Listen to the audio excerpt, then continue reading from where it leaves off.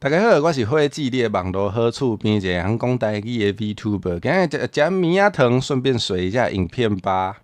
我们先来看今天的第一个问题：货蛇可以教我用台语骂人吗？感觉用台语骂人比较有魄力啊。确实，有时候好像还是要用台语骂人才有那个味道嘛。那其实骂人的方式还蛮多种的耶，我觉得坊间常见的那种三字经那一类的脏话就有点普通，你可能就不需要来问我，应该平常都蛮有其他机会可以学得到的。那如果你想要比较特别的台语骂人方式的话，好啦，我以后有机会再开那个骂倒台啦。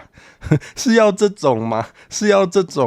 那还是提供一个比较经典、比较酷的好了。如果大家有看台湾的8点档戏剧的话，可能就会知道苗可丽老师还蛮会骂人的。那这一段呢，也是我在看苗可丽老师在台湾龙卷风里面骂出来，我才学到的，来跟大家分享一下。我觉得这一串如果你可以背起来的话，也许被骂的人可能听不懂啦，但是听起来超酷的，好不好？你这碰到地名路崩死骹骨大细机，你若要死就找115，你若要逮就透风落雨，上好是出山的时阵佮找无路，啊你上好死啊，骨头佮互狗啊摕去剥，超凶的，直接诅咒人家死掉之后，也连那个安葬都葬不好，哦，超狠。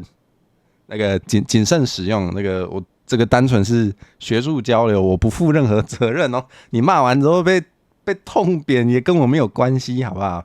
好，那其实台湾一些经典的台语的很凶的骂人，其实还有更多，但是因为我很少在骂人，所以我其实没有什么在研究。那如果大家真的很有兴趣的话，可以再多跟我说，可以在我的 Discord 之类的地方大声敲碗。那我有机会再开一个主题杂谈跟大家分享好了。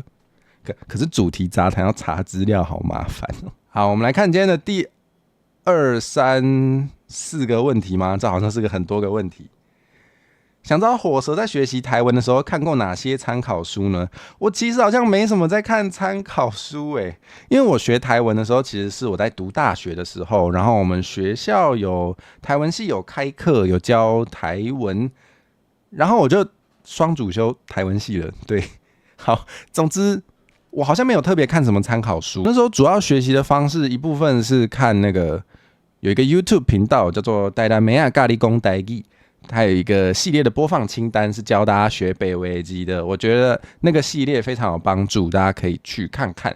那如果你喜欢被美国人教台文的话，你也可以去看阿用台语，他是一个台语比我还要好的，原本是美国人，现在应该是台湾人的人。对，我觉得这些网络资源还蛮好用的。如果是说实体书的话，我还真的是没有在看。那在学罗马字的时候有什么小诀窍呢？我有一个非常好用的小诀窍。首先，你可以在你的手机以及电脑都装台文输入法，然后你每天就是要固定会打一些台文。你可以写日记，或者是找一些会用台文的朋友，然后从今以后跟他们传讯息聊天就只准用台文。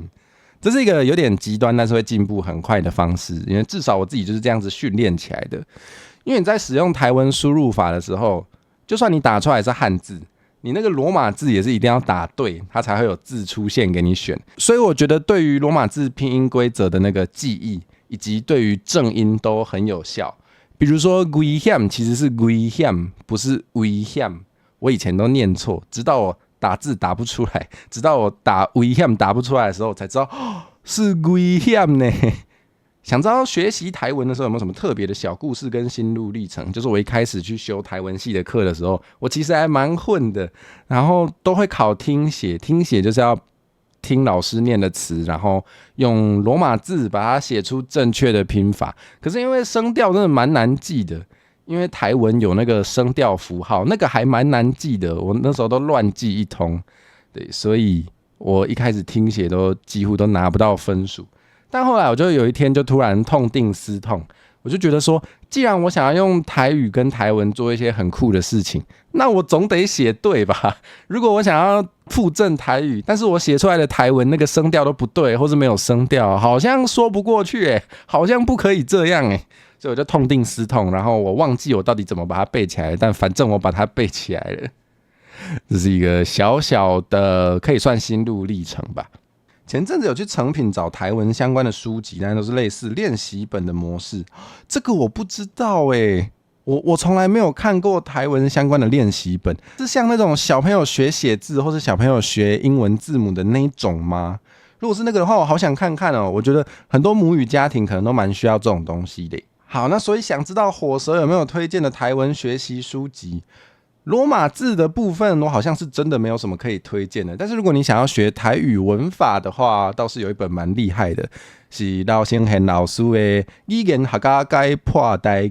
我觉得那本书非常有营养，它告诉我们很多我们可能平常没有想过，但是台语跟华语还蛮不一样的文法。那准你想要把你的台语讲到更加台语开，你无想要讲一个听起来有淡薄仔像华语翻译过来的台语，安尼这本真正是介绍给你。